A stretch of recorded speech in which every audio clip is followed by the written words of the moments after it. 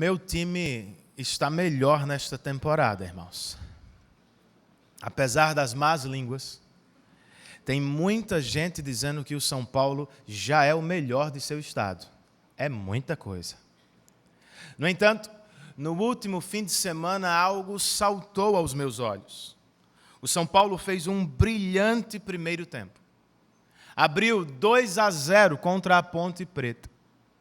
E voltou sobrando para o segundo tempo. Com um jogador a mais, esperávamos que ele fizesse mais gols ou que ampliasse o placar. Não foi o que aconteceu. O São Paulo levou um primeiro gol e quase sofreu o empate. Quando questionado sobre o que havia acontecido, nosso treinador, Fernando Diniz, respondeu com uma única palavra: relaxamento. De fato, irmãos, o time estava sobrando. O placar lhe era confortável. Tinha um jogador a mais e ainda havia a questão da estreia na Libertadores ao meio da semana. Os jogadores talvez tenham pensado: por que correr? Por que vamos nos cansar? Está resolvido, vamos descansar. É assim também que vivemos às vezes. Ao longo do caminho, às vezes simplesmente relaxamos. Vencemos algumas batalhas, percebemos que a maré espiritual é boa, e então concluímos: podemos descansar. Claro que podemos. Mas não devemos relaxar totalmente. Foi Jesus quem, horas antes da crucificação, disse a seus discípulos: vigiem e orem, para que não caiam em tentação, pois o espírito está pronto, mas a carne é fraca. Alguém podia ter citado este texto para Davi. Tecnicamente não podia. Mas podia ao menos ter falado a mensagem do texto. Davi tinha que ter vigiado. Precisava viver em oração constantemente. Porém, infelizmente, o servo de Deus parece ter relaxado, irmãos. Sem perceber, Davi foi tomado pela mesma vingança que derrotou na caverna de En-Gedi. E só não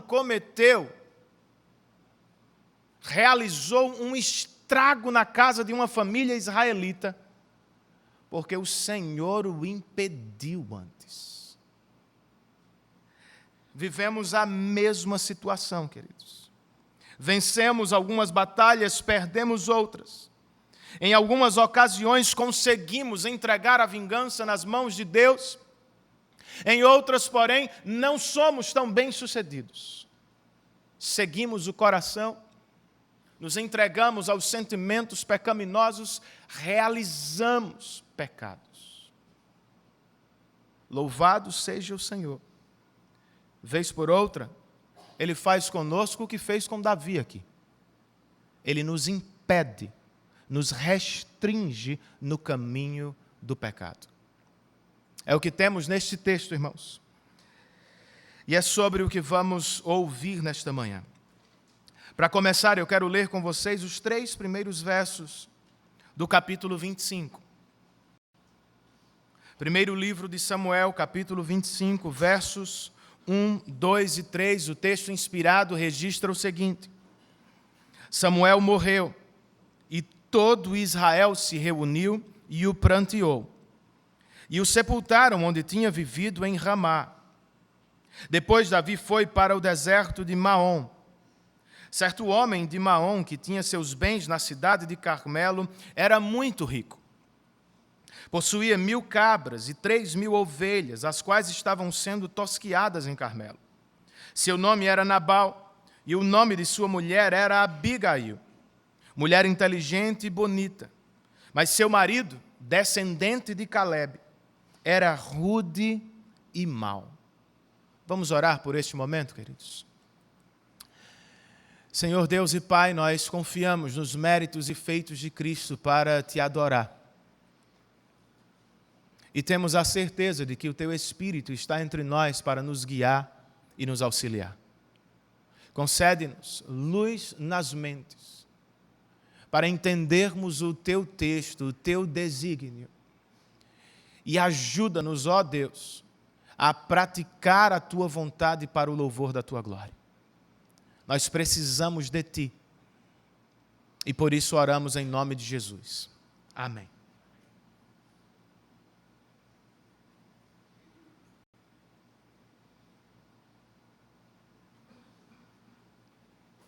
O texto sagrado nos leva de volta a um personagem que já conhecemos bem, Samuel, o profeta. E nos apresenta dois novos. Comecemos pelos últimos. Quem são eles? Não sei se percebeu, mas a riqueza de Nabal precede o seu nome na introdução.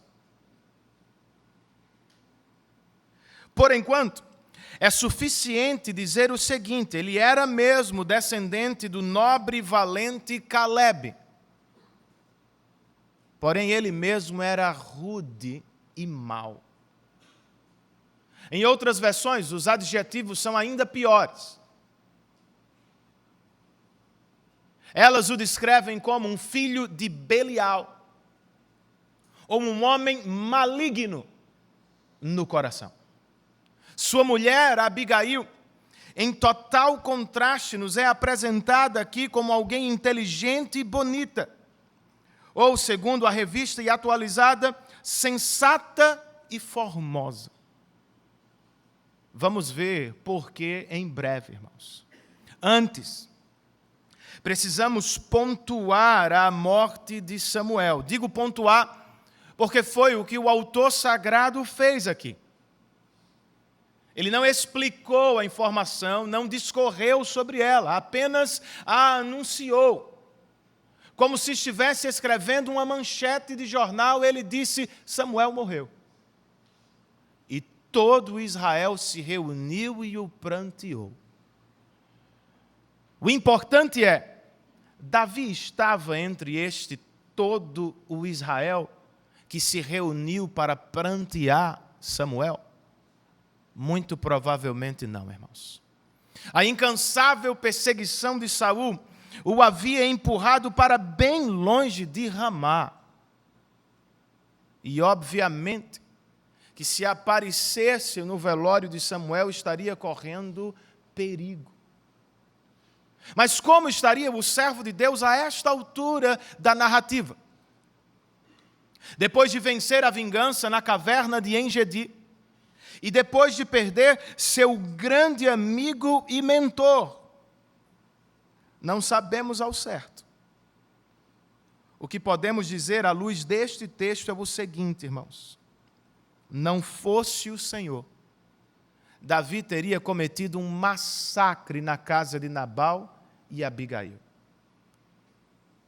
Davi foi tentado outra vez e, na ocasião, foi vencido pela vingança. Deus, porém, interviu, irmãos. É o que Ele faz conosco em tantas ocasiões. Por graça e por misericórdia, Ele intervém. Se opõe ao nosso caminho de pecado. Restringe-nos dentro de situações. Impede-nos de fazer loucuras e besteiras. Como Ele o faz?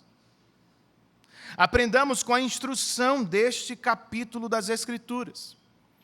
Comecemos pela tolice de Nabal, irmãos. Verso de número 4. O escritor nos diz: no deserto, Davi ficou sabendo que Nabal estava tosqueando as ovelhas. Por isso enviou 10 rapazes, dizendo-lhes: levem minha mensagem a Nabal em Carmelo, e cumprimentem-no em meu nome. Digam-lhe: longa vida para o Senhor, muita paz para o Senhor e sua família, e muita prosperidade para tudo que é seu. Sei que você está tosqueando suas ovelhas. E quando os seus pastores estavam conosco, nós não os maltratamos. E durante todo o tempo em que estiveram em Carmelo, não se perdeu nada que fosse deles. Pergunte a eles, e eles lhe dirão. Por isso, seja favorável, pois estamos vindo em época de festa. Por favor, dê a nós, seus servos, e a seu filho Davi o que puder. Como ouvimos, era a época de festa, irmãos. A tosquia das ovelhas marcava o tempo da celebração e generosidade entre os israelitas. Por isso, Davi espera receber algo do rico Nabal. Seu pedido, além de propício, está fundamentado em seu trabalho durante os anos do deserto. Ele sempre foi um bom vizinho para os pastores de Nabal. Nada se perdeu, ninguém os roubou, pois Davi e seus soldados os protegiam. E dificilmente Nabal não teria conhecimento disso. Mesmo sabendo da bondade de Davi, sua resposta foi, versos 10 e 11. Quem é Davi? Quem é esse filho de Jessé? Hoje em dia, muitos servos estão fugindo de seus senhores. Por que deveria eu pegar meu pão e minha água, e a carne do gado que abati para meus tosqueadores, e dá-los a homens que vêm não se sabe de onde? Nabal é o jogador de tênis, viu, Gabriel? Isso prova minha antiga vida de atleta. Nabal desprezou Davi totalmente, irmãos. E ele o fez porque está totalmente possuído por suas riquezas. Comentando o texto, alguém escreveu: a vida de Nabal é determinada por sua propriedade. Ele vive para defendê-la e ele vai morrer, como ouviremos, desfrutando dela. Não vou repartir nada do que é meu com Davi, este fugitivo de Saul. Quando o servo de Deus tomou conhecimento, irmãos, verso 13, sua resposta imediata foi: Davi ordenou a seus homens, ponham suas espadas na cintura. Assim eles fizeram, e também Davi. E cerca de 400 homens acompanharam Davi, enquanto 200 permaneceram com a bagagem. O que é que você acha que vai acontecer agora? Como interpretaria a chegada de 400 homens armados à sua casa? Como dizemos por aqui, Davi tem sangue nos olhos neste momento. O homem que venceu a vingança no capítulo anterior está tomado por ela neste episódio. Se estivéssemos no lugar dele, irmãos, como responderíamos? Davi parece não estar preparado para a resposta de Nabal. Não esperava por ela. Talvez tenha relaxado, afrouxado a dependência. Ou quem sabe, irmãos, momentaneamente seu orgulho foi ferido com o que ouviu. Nabal nem sequer sabe quem eu sou. Seja como for, o que fica claro é: Davi não se saiu bem neste novo teste. Se não estiver preparado, meu irmão, e se não andar em comunhão constante com Deus, você será vencido por novos desafios. Não é porque venci ontem que não posso perder hoje, irmãos. A vitória do mês passado não elimina a minha necessidade neste novo mês. Eu ainda sou carente da graça de Deus. Pois como escreveu alguém, assim que deixamos de olhar para o Senhor, nos tornamos vulneráveis às tentações do pecado. Que é um conselho à luz do que acabamos de perceber. Não abandone a sua Bíblia. Não negligencie este culto dominical. Tenha uma vida de oração regular, a fim de estar pronto para os novos desafios que surgirão. Posso ouvir um amém? E no lugar de Nabal, irmãos, o que deveríamos fazer para não repartir o que tem? Nabal empilha acusações contra Davi. Mas o problema nunca foi Davi. Davi era a solução para os pastores dele. O problema de Nabal é Nabal. O problema de Nabal é o seu coração idólatra. Ele é possuído. Ele ama o dinheiro, não conseguiria viver sem ele.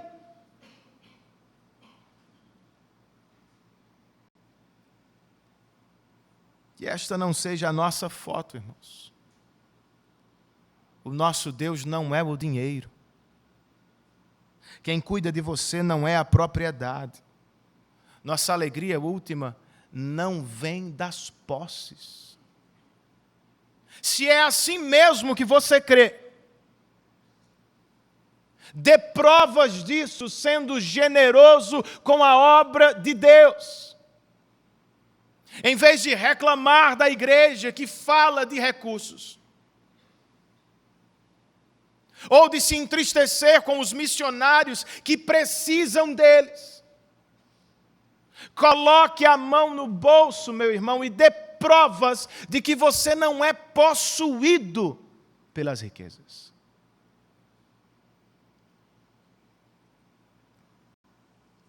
É claro que devemos ser prudentes no uso dos recursos, irmãos.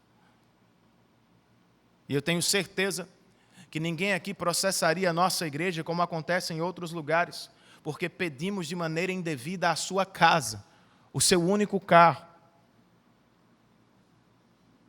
Temos de ser coerentes e prudentes. Ao mesmo tempo, cristãos precisam lembrar: tudo o que temos veio dele e precisa ser útil na causa dele também.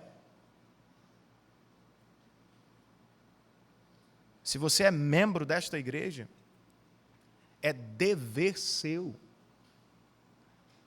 repartir com ela regular e crescentemente para a manutenção da obra de Deus aqui e a partir deste lugar. Nabal devia ter se alegrado com o pedido de Davi, irmãos. Estaria repartindo como um bom vizinho, com alguém que lhe fazia o bem. Segundo o testemunho de um servo de Nabal, dia e noite Davi e seus soldados eram como um muro ao nosso redor. Será que nos parecemos com o futuro rei de Israel? Somos, em alguma medida, uma fonte de bênçãos para as pessoas com quem vivemos no prédio, no trabalho ou na escola. Sentiriam nossa falta se nos mudássemos? Vamos sentir a sua, Rafa. Seriam gratas pela nossa presença ou louvariam a Deus? Às vezes ficamos esperando o dia em que vamos estar em determinada posição para ajudar. Quando eu for médico, vou ajudar pessoas. Quando tiver muito recurso, serei generoso. Quando for pastor, cuidarei de ovelhas. Davi não é rei ainda, mas já está servindo o povo. Ainda não se senta no trono de Israel, mas já vive dentro do seu limite para cuidar de seus irmãos. Por que você não começa com o pouco que tem? Porque já não vai treinando, meu irmão.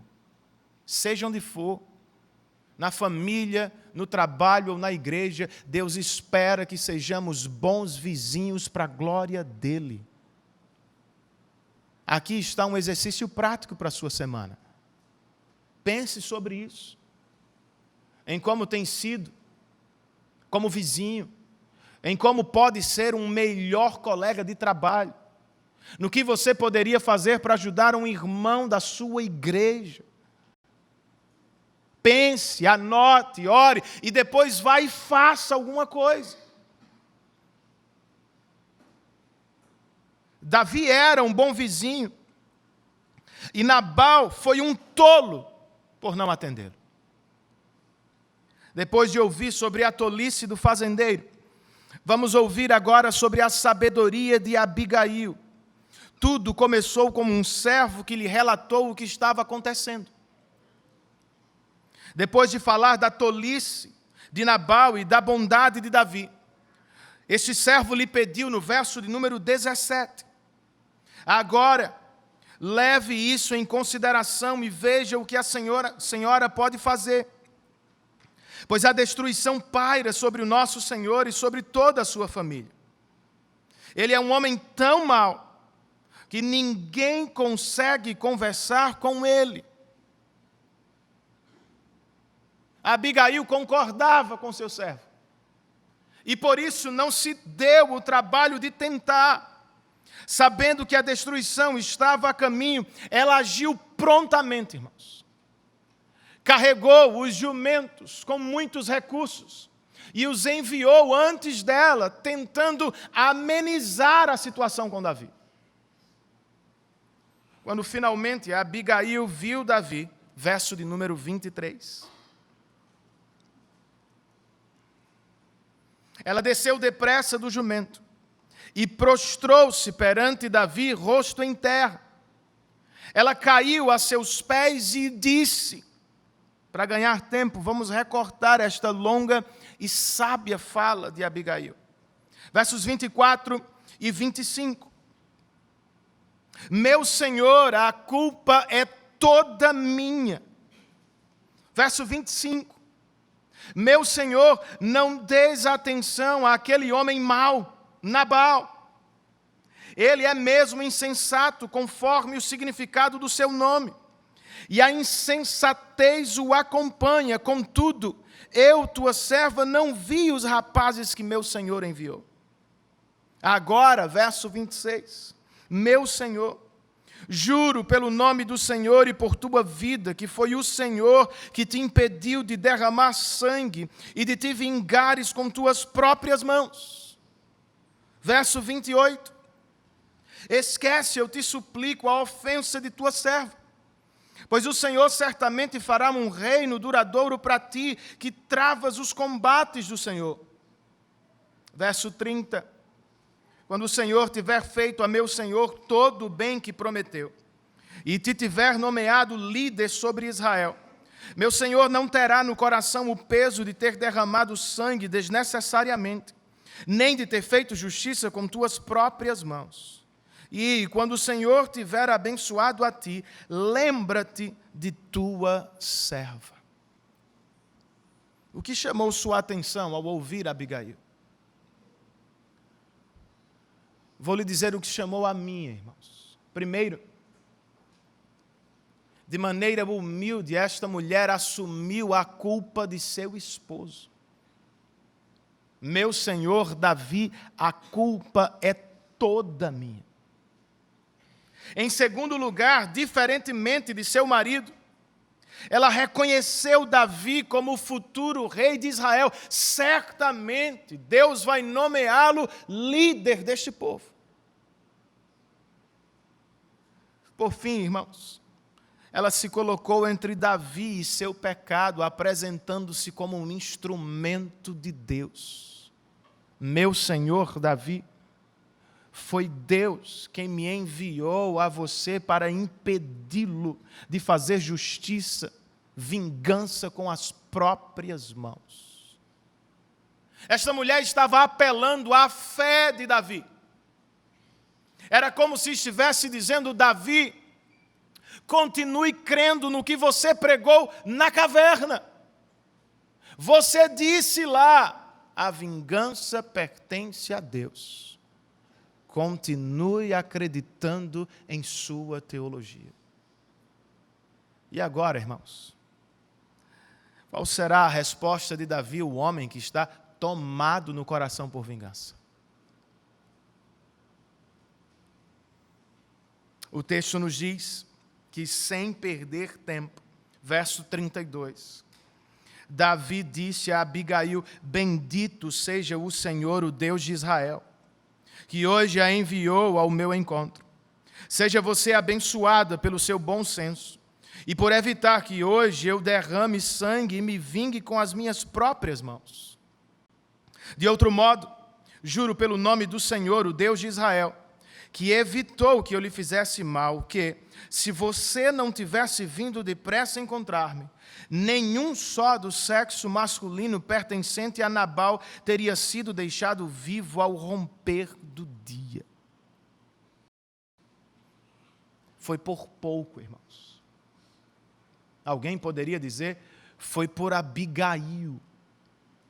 Não. Foi a intervenção divina que impediu Davi de realizar vingança com as próprias mãos. Foi o que a própria Abigail disse a ele: Deus me enviou. E agora é o que Davi diz a Abigail: bendito seja o Senhor que me enviou você.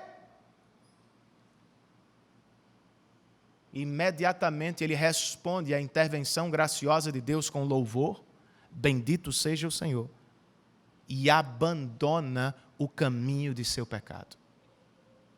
O verso 35 nos diz que ele aceitou o que Abigail lhe tinha trazido e disse: vá para sua casa em paz. Ouvi o que você disse e atenderei o seu pedido. Faríamos o mesmo? Atenderíamos? Ou melhor, será que atendemos às exortações e orientações dos nossos irmãos? Davi ouviu e atendeu imediatamente, irmãos. Quando tomou conhecimento do que estava para fazer e de como isto seria feio aos olhos de Deus, ele abortou o caminho do pecado. Colocou o pé no freio, voltou atrás, desistiu. Você se parece com ele, meu irmão. Você é alguém ensinável. Ao ouvir o que diz a palavra de Deus, você muda rapidamente de rota. Ou será que o seu coração é duro?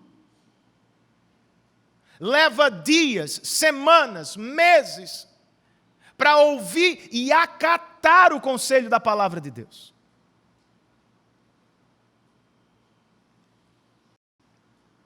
Comentando esta passagem, A. W. Pink escreve: aqui os filhos de Deus se tornam manifestos.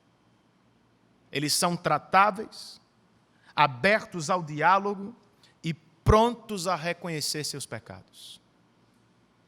Os filhos do diabo, ao contrário, são grosseiros, obstinados, orgulhosos e irredutíveis. Os primeiros são parecidos com Davi, os últimos com Nabal. E se é com Davi, com quem se parece, em vez de se sentir ofendido, louve a Deus, porque alguém surgiu para lhe abrir os olhos. Momentaneamente, Davi tinha perdido a visão, irmãos. Ele viu tão bem o pecado na caverna escura de En-Gedi, mas aqui ele foi tomado pela vingança em plena luz do dia. Não é assim que você vive também? Não é isso que nós experimentamos. Nem sempre vemos como deveríamos. Precisamos de ajuda. Quando ela surge no nosso caminho, não é hora de reclamar da pessoa, de apontar na direção dela. É hora de levantar as mãos para os céus, como Davi está fazendo, e louvar a Deus. Que bom que Deus não me permitiu seguir neste caminho de morte. Louvado seja o Senhor que alguém viu antes do término da minha família. Louvado seja o Senhor que alguém apareceu para me abrir os olhos, para me segurar as mãos. Em vez de reclamar, se sentir ofendido, meu irmão, louve a Deus por todas as vezes que Ele lhe impediu de pecar.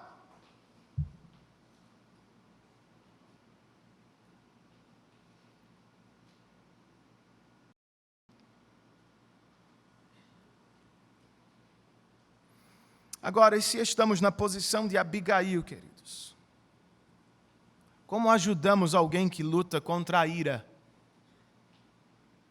Contra a vingança? A propósito, tem uma excelente sugestão de leitura sobre ira no seu boletim. Se você se percebe lutando contra este pecado, não espere perder as pessoas mais queridas da sua vida. Trate dele imediatamente. Se estamos no lugar de Abigail, o que fazemos? Eu tenho para mim que Abigail está dizendo, Davi, não responda ao insensato como um insensato. Responda ao insensato como um servo de Deus.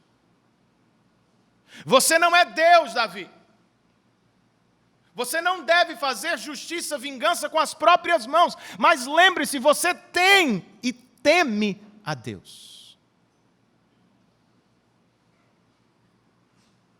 Nem sempre é possível determinar o que sentimos, irmãos. Vemos coisas, ouvimos coisas, sofremos coisas que abrem as comportas dos nossos sentimentos. Às vezes é inevitável sentir ira, sentir o desejo pela vingança. No entanto, nós devemos responder ao que sentimos de maneira agradável a Deus. Não somos servos do coração, somos servos de Deus. É agradável se irar e resolver a parada com as próprias mãos? Deus se alegraria com a minha explosão de ira, de raiva, de impaciência? Claro que não. O que fazemos ou o que dizemos às pessoas que lutam contra isso? Vamos a Deus em oração. Coloquemos diante dele os nossos sentimentos e esperemos por ele no tempo certo e para a própria glória. Deus fará justiça. E quanto a nós, façamos o bem. Foi o que Davi fez. A mulher de seu inimigo, Abigail, volte para sua casa em paz. E é o que o apóstolo Paulo espera dos cristãos, irmãos. Depois de dizer que devemos deixar a vingança nas mãos do Senhor, o apóstolo continua no capítulo 12. Se o meu inimigo tiver fome, ou se o seu inimigo tiver fome, dê-lhe de comer. Se tiver sede, dê-lhe de beber. Fazendo isso, você amontoará brasas vivas sobre a cabeça dele. Não se deixem vencer pelo mal, mas vençam o mal com o bem. Entendam. Embora Deus seja o único que tem competência para executar a vingança, segundo a Bíblia, todos nós somos exortados a exercer misericórdia. Segundo um comentarista, amontoar brasas sobre a cabeça do inimigo é uma punição que ninguém consegue suportar. Responder ao mal com bondade tem o propósito de vencê-lo. Que o Senhor nos ajude, irmãos. E que ninguém aqui se julgue inútil na obra de Deus. Não sei se você viu isto. Foi a Abigail que conversou com Davi. Mas foi um servo de quem nem sabemos o nome que a informou sobre o assunto. Foi Eliseu, o profeta, quem ministrou cura sobre o comandante Naamã, lembram? Foi uma serva sem nome quem o levou até lá. Foi o comandante Lísias quem tirou Paulo de Jerusalém para protegê-lo. Mas foi o sobrinho do apóstolo que descobriu a conspiração. O que é que eu quero com isso, irmãos? Todos nós temos utilidade no reino de Deus. O mais importante não é em que posição você serve, o mais importante é você serve. A amiga de Sofia, minha filha, reclamou com um treinador de vôlei. E eu estava lá: treinador, você me tirou do jogo e eu nem toquei na bola. Pois é, minha filha, disse ele. Eu tirei você do jogo exatamente porque você não tocou na bola. Ela está chorando até agora. Mas ele tem um ponto, irmãos. É esperado que jogadores de vôlei toquem na bola. É esperado que servos do rei sirvam a causa dele. Perdemos muito tempo com o lugar, a posição, com o quando, com a maneira em que queremos servir. Nem sempre, porém, servimos. Mas se você está no reino, você já deveria servir. Onde Deus o plantou, com aquilo que Ele já lhe deu, seja útil na sua casa, no seu trabalho, no departamento, onde quer que o Senhor nos coloque.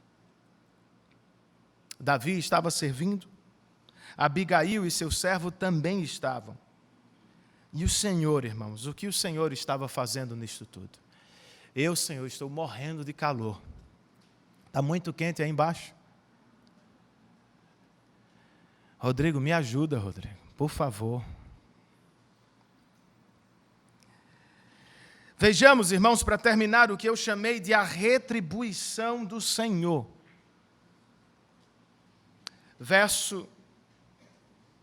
Começando no verso 36.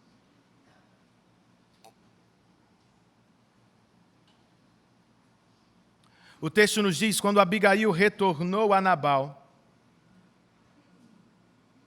ele estava dando um banquete em casa, como um banquete de rei. Ele estava alegre e bastante bêbado, e ela nada lhe falou até o amanhecer. Mulher sábia. De manhã, quando Nabal estava sóbrio, sua mulher lhe contou tudo. Ele sofreu um ataque e ficou paralisado como uma pedra. Cerca de 10 dias depois, o Senhor feriu Nabal e ele morreu. Quando teve a chance de repartir o que tinha, Nabal se recusou, irmãos. Mas quando se tratava de si mesmo, ele gastava de maneira pródiga. Não apenas deu um banquete, ele deu um banquete como se fosse um rei. Mas era ele mesmo rico? Estava seguro de verdade? Claro que não. Só com a notícia de que Davi quase o matou, esse homem viveu um choque, sofreu um ataque ou um derrame, ficou paralisado com o susto. 10 dias depois veio o golpe fatal, não pela mão de Davi, pela mão do Senhor, que dá a vida e tem o direito de tirá-la quando acha melhor. Era, irmãos, a retribuição de Deus. Deus retribui segundo as nossas obras.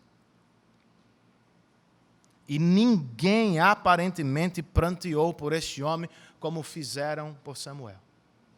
Na verdade, Davi parece ter se alegrado abertamente com a notícia. Pois o texto nos diz, no verso 39, quando Davi soube que Nabal estava morto, disse: bendito seja o Senhor que defendeu a minha causa contra Nabal, por ter me tratado com desprezo. O Senhor impediu seu servo de praticar o mal e fez com que a maldade de Nabal caísse sobre a sua própria cabeça.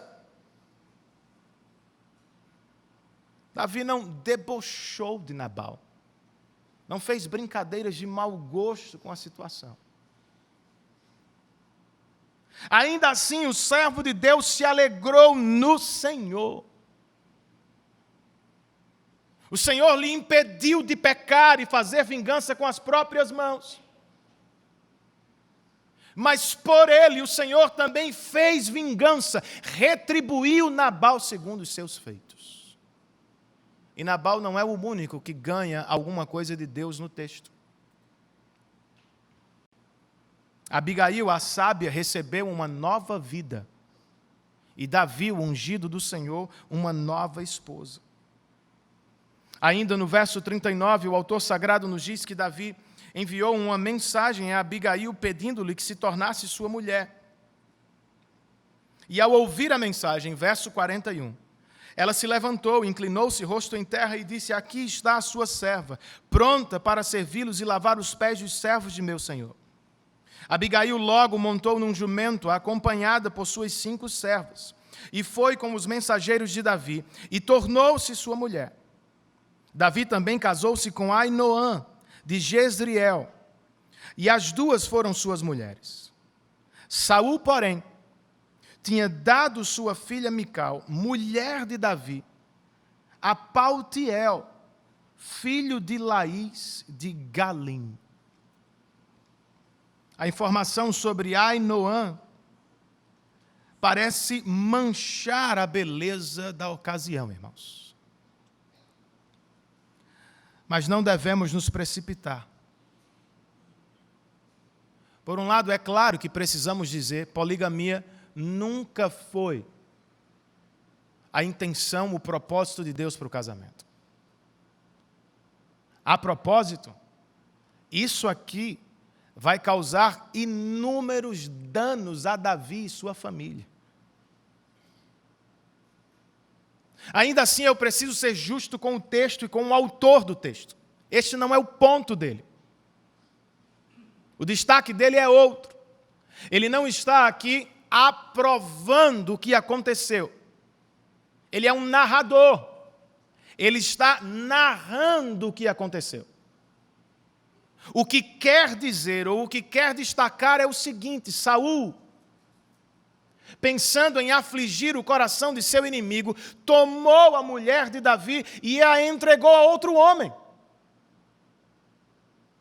Deus, porém, deu a Davi uma nova e sábia mulher, em muitos aspectos, infinitamente superior a Mical, uma idólatra. Na verdade, todo mundo ganha algo neste episódio. Davi ganhou uma nova esposa, Abigail uma nova vida, e Nabal ganhou o juízo repentino de Deus. Resta nos perguntar o que ganharemos nós.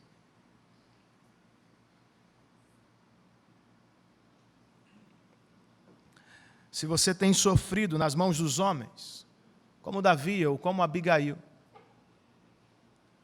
resolva nesta manhã esperar no Senhor.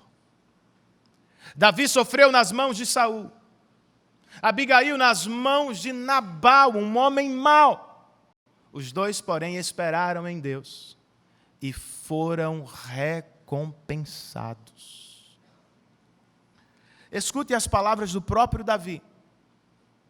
talvez escritas. Salmo 37, nesta ocasião, ele diz: entregue o seu caminho ao Senhor, confie nele e ele agirá. Evite a ira e rejeite a fúria. Não se irrite, isso só leva ao mal. Pois os maus serão eliminados, mas os que esperam no Senhor receberão a terra por herança. Um pouco de tempo e os ímpios não mais existirão. Por mais que você os procure, não serão encontrados, mas os humildes receberão a terra por herança e desfrutarão pleno bem-estar. Ouça o salmista. Os homens podem nos roubar e perseguir, como fez Saul. Podem ser maus, rudes e mesquinhos, como era Nabal. O Senhor, porém, é sempre justo, bom e gracioso. No tempo certo e para o bem de seu povo, Ele colocará as coisas em ordem. Segundo o salmista, se esperarmos nele, o Senhor nos dará a terra que Ele tem preparado para cada um de nós. Até lá, meu irmão, alegre-se com o que Deus já está fazendo. Em parte, Davi está alegre, porque Deus lhe impediu de pecar, fazer justiça com as próprias mãos. E em parte ele está alegre, porque Deus fez por ele vingança. O que deve ter lhe sugerido o seguinte: Deus resolveu a minha causa perante Nabal, Deus vai resolver a minha causa perante Saul. Deus, portanto, está trabalhando, mas nem sempre na mesma velocidade. Com Nabal foi imediatamente, com Saul levou mais de uma década. Mas ele está sempre trabalhando, para a glória de seu nome e para o bem de seu povo. Não espere o tudo que você quer. Alegre-se no Senhor por tudo o que Ele já está fazendo agora. Até lá, meu irmão, seja sábio nas suas escolhas. Evite o sofrimento que puder. Abigail estava sofrendo porque era casada com um homem mau, mas talvez não tenha tido escolha. O casamento pode ter sido arranjado como era. Mas você, minha irmã, você tem escolha, você pode escolher melhor. Procure por um homem, por um jovem, que está muito mais alinhado com Deus, sua igreja e seu reino. Não vá por títulos, não vá por posses, não vá por beleza física apenas. O mesmo vale para os homens, os jovens solteiros de nossa igreja, sejam sábios. Procure por uma mulher bela e sábia aos olhos de Deus, como era Abigail. O sábio já nos disse: a beleza é enganosa e a formosura é passageira, mas a mulher que teme o Senhor será elogiada. Escolha bem, para não sofrer mais do que deveria. Seja sábio e seja rápido. Em que sentido? Se vive como Nabal, antes que seja tarde demais, arrependa-se e clame a Deus por salvação. Sabe o que é isso? Não presuma que tudo está bem entre você e Deus.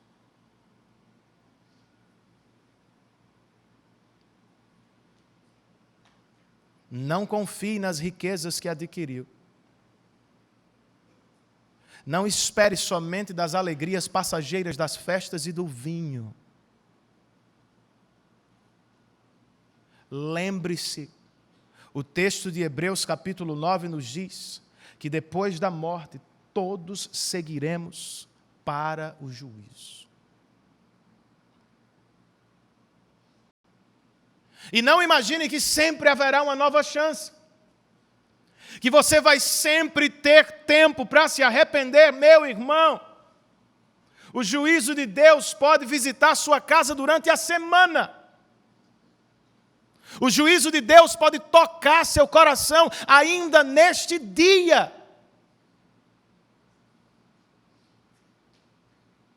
Não seja insensato, como Nabal.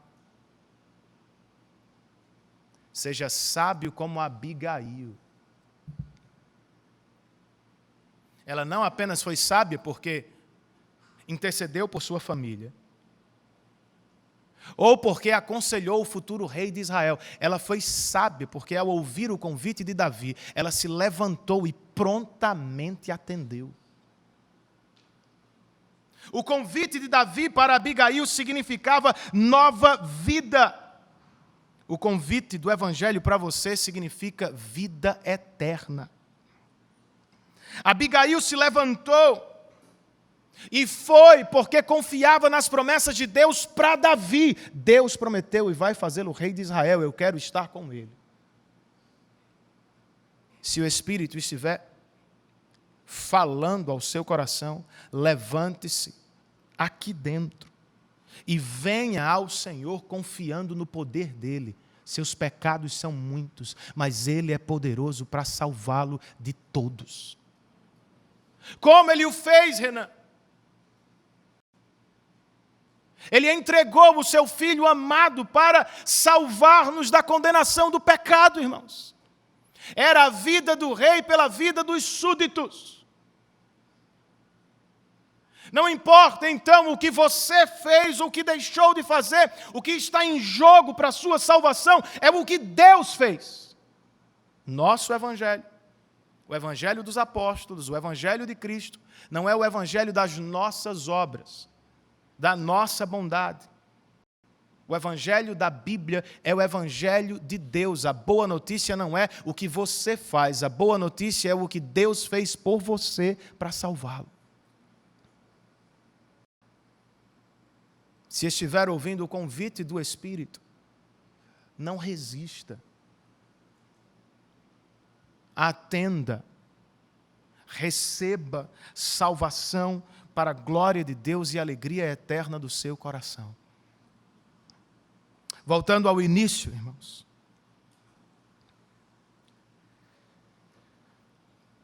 O São Paulo relaxou no Morumbi. E para quem assistiu, cansou no Peru. No fim de semana passado, quase não ganhou. Ao meio de semana, por causa da altitude do Peru, levou a virada no segundo tempo. Mas vai melhorar esse negócio. Nossa vida é desse jeito, irmãos. Às vezes, perdemos ou chegamos perto de uma derrota porque relaxamos. Em outras ocasiões, porque estamos exaustos, cansados. Como foi que você chegou aqui nesta manhã? Qualquer que seja a sua resposta, olhemos para o nosso Deus. Pois o salmista já cantou há muito tempo. O protetor de Israel não dorme, está sempre alerta. É o que vemos horas antes da crucificação. Os discípulos não conseguem velar com Jesus, eles dormem de tão cansados que estavam. Jesus, porém, ora por eles. Para Pedro, de maneira específica, ele disse: Simão, Simão, Satanás pediu para peneirá-los como o trigo, mas eu orei por você. Intercedi por você para que sua fé não desfaleça. Essa é a nossa sorte, irmãos. Como pecadores que somos, relaxamos e nos cansamos. Por isso, às vezes, caímos, pecamos contra Deus. Nossa sorte é: Jesus não cansa, não dorme, não deixa de zelar e nos proteger. De acordo com Paulo aos Romanos, agora mesmo ele está à direita de Deus Pai, intercedendo por cada um de nós. Confie no Senhor. Às vezes ele vai nos impedir de cair. Em outros momentos será da providência nos permitir. Mas certamente ele não nos deixará fracassar eternamente. Em Cristo, nós estamos seguros para todo o sempre. Curve a sua cabeça e faça uma breve oração pelo que você acabou de ouvir nesta manhã.